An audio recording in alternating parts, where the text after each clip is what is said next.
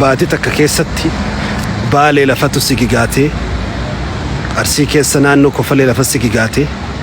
jimma keessa naannoo sigimoo lafatu sigigaatee ka jalqabaa goofaani beektanii wallagga keessa lafti sigigaatee takkaa durin jirreetu biyya keenya qabatee yoo yakki heddummaatu ardiin ilma namaa gantii bakka jirrutti gama rabbii keenyaa deebinee toobatuun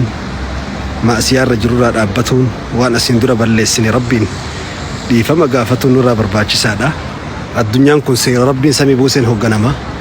Yoo seerri rabbiin dachee samii buuse dhala namaatii baase hojiirran oolin waluma gangalchaatuma iyyaatuma caccabaa bututaa wayitakaan lafti kirkiraa wayitakaan lolaa walitti gadi dhiisaa wayitakaan samiin jalaa banamee roobni gadi dhangala'ee wayitakaan dacheen gooydee lafti kun dhukka'ee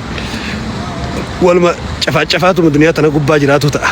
waluma geeggessaa jechuudha.